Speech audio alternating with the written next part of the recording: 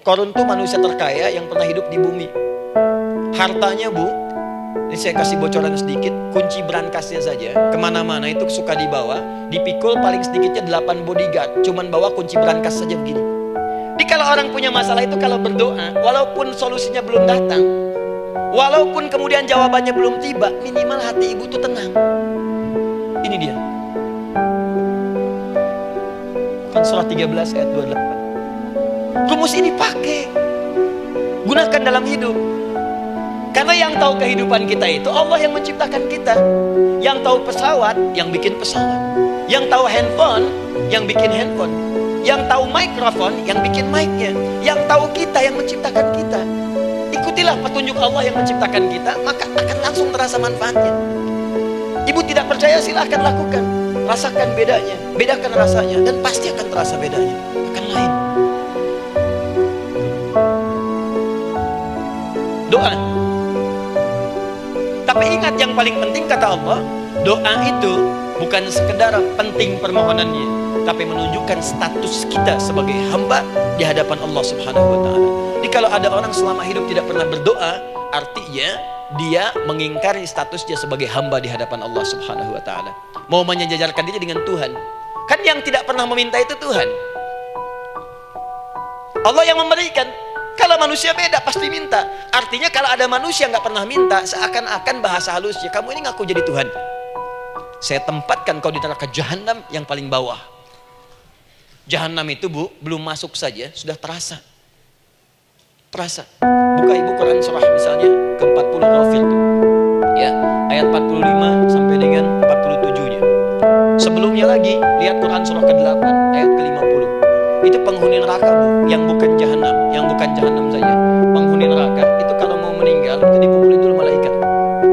Depan belakangnya. Ayo, kamu keluar. Lama amat keluarnya rohnya katanya. Takut karena nggak punya bekal.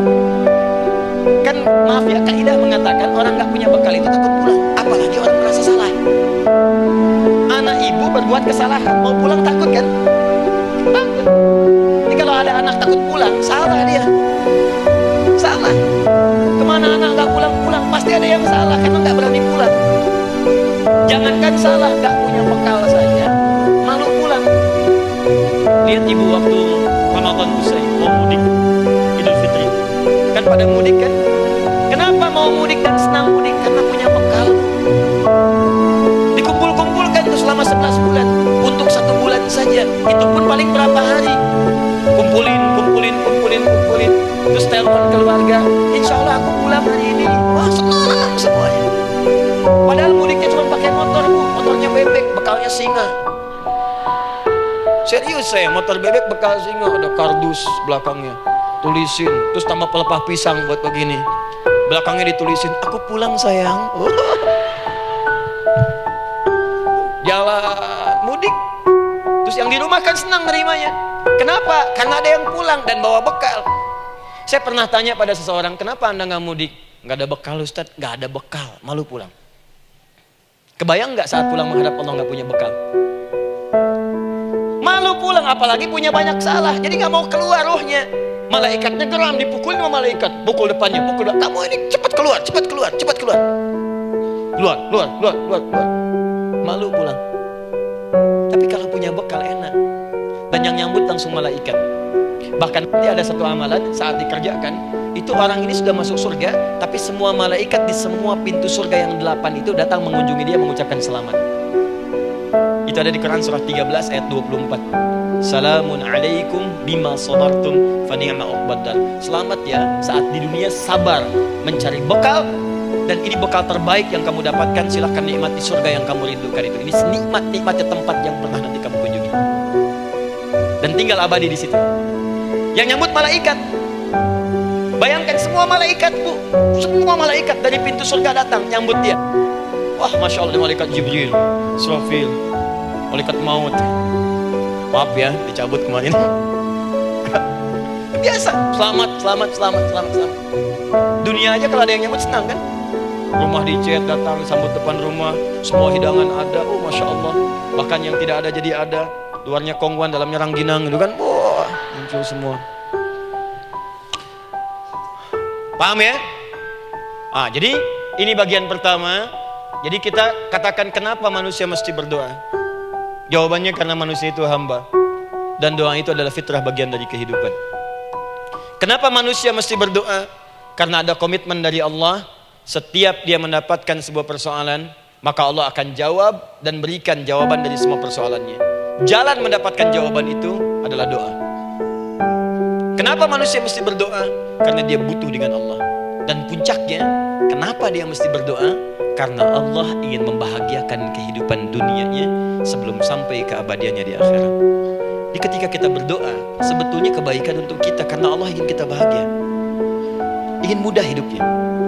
Jadi kalau ada orang gak berdoa, sesungguhnya dia sedang menyulitkan diri sendiri dalam kehidupan dunianya sampai ke akhiratnya. Jelas sampai di sini? Masya Allah, Alhamdulillah. Baik, kalau sudah paham, saya hapus ini. Kita masuk bagian yang kedua.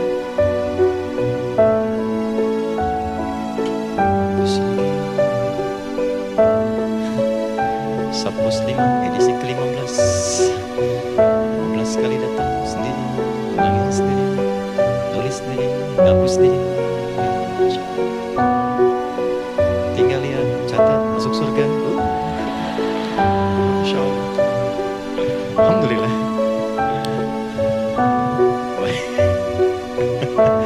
Baik, sudah?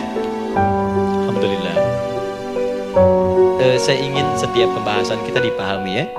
Saya tidak menyukai kalau datang melihat tapi nggak paham gitu. Ya, dengar tapi nggak paham. Saya tidak ingin satupun keluar dari sini kecuali paham. Ya. Ibu paham? Paham Ustaz. Pada pamit ya, silahkan. Apa yang ibu pahami? Doa. Ya. Dah.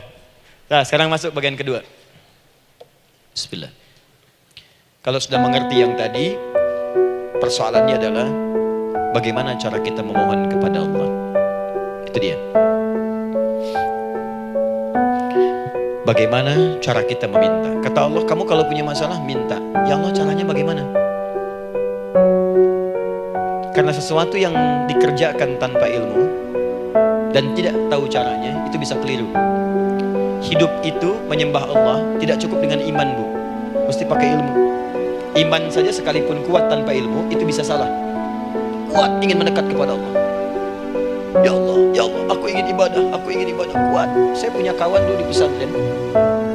Tahun kedua, dia sudah berubah. Ya, tadinya orang tuanya melihat anaknya, Masya Allah, tiba-tiba ada perubahan, senang ibadah, Bu. Malam-malam dia bangun, ini kisah nyata, saya alami sendiri. Masya Allah, saya senang sekali. Saya saling doakan, dia bangun malam tahajud. Bangun jam 2, Anda bayangkan. Yang sebelumnya menjelang subuh atau apa, ini malam Jumat lagi, malam libur. Malam libur biasanya santri itu kebanyakan ada yang keluar, ada yang main, ada yang macam-macam. Ini dia malam tahajud jam 2 bangun. Saya bahagia sekali. Udah bangun, sholat, selesai. Cuman pas waktu mau subuh, kok saya lihat tidur. Saya bangunkan kan, Fulan bangun. Oh iya, kata iya. Oh mungkin nanti mau nyusul. Saya pikir istirahat dulu. Saya ke masjid lah.